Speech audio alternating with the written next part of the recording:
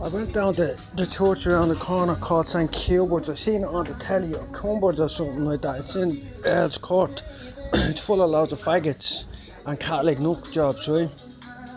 I went down there, they said they were looking for volunteers to help cook food and do work. So I went down and I said, oh, can I volunteer? I jumped up out of my bed and I said, can I volunteer? They said, no, we're not taking any volunteers today. Come back tomorrow at 12 o'clock. So I thought, well, I'll sample the group. Then I went in the next day. I said, I'm here to volunteer. Oh no, this volunteer list is full. So I went in again. So they were being all nice and all. So I need a new pair of trainers. Today I went up, first of all, the other day, one woman come and goes, are you homeless? I says, no. She tried to talk to me and get me to sign this piece of paper, but I seen on the piece of paper, would you sign this bit of paper you agreed to be mentally ill? So I run a line through the bit about the mental health. 3 lines through it. So I got like a stamp and put up non-applicable. So I stamped the whole form non-applicable. And then I told her the story of what happened to me, where I was stabbed in Uxbridge, shanked through the back of the head, spiked in a pub and stabbed up and all sorts, back nearly broken. Whatever she wrote down, she put it on a letter to give to me to go and see a doctor about me injuries, me physical injuries.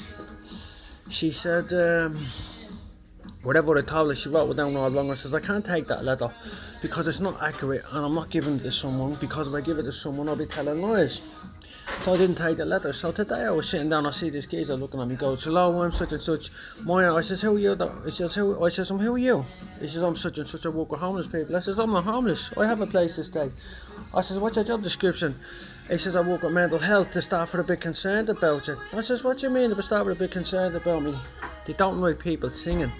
So we're making the videos on the computer and saying Cumber's. Now listen, this is how it happened. Uxbridge, Pyramid Town.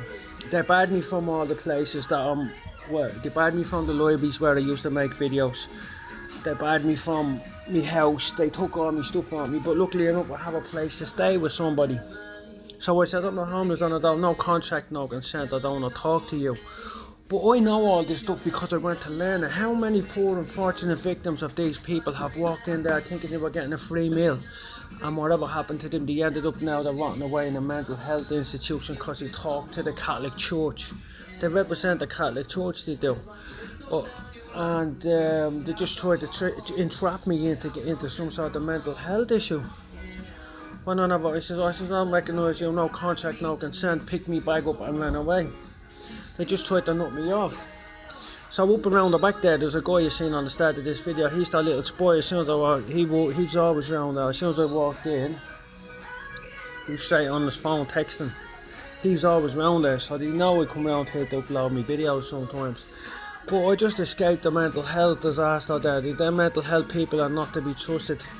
You cannot be healed from mental health. See all the stuff on the telly today about this morning about people taking these psychotropic drugs and then they go mad and kill people, Columbine and stuff like that, blowing people away. There's a reason for that, because that's sorcery.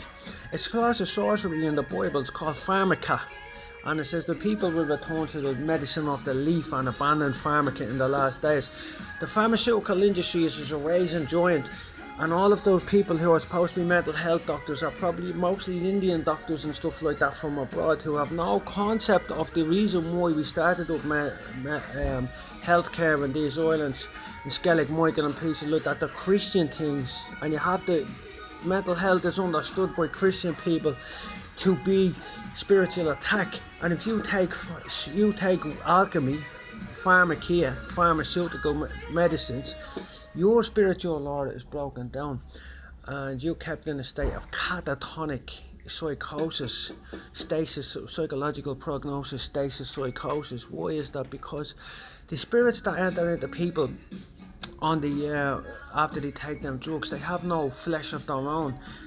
They've been cast down from heaven, so they want the body to control. So it's like the mutiny on the Bounty. Once they get in, they kick the captain out. You're the captain, they kick you out on the sea to hope you'll die. You can never get better once you start taking these drugs, because they're actually witchcraft in the Bible, but people don't know this. It's sorcery. So the spirit that gets into you doesn't want to get out of you. So once you start taking these things, they keep you on a cycle. So that entity which has you mad, or entities, legions, Isis, she is the voice that speaks within creatures. The legions will be cut down. Therefore, it all comes from pharaonic black magic, the Book of the Dead. So I had to make a hasty retreat there before they tried to psychotropically knock me off for talking about the destruction of the the idols, which is demanded in the Bible. And then the last page of the Bible, it says something about Isaiah will come and restore all things, and then Jesus will come and smite the whole earth with a curse. Things like that. The servants were them who tried to destroy my brothers. So psychotropic drugs are something which destroys people, you know.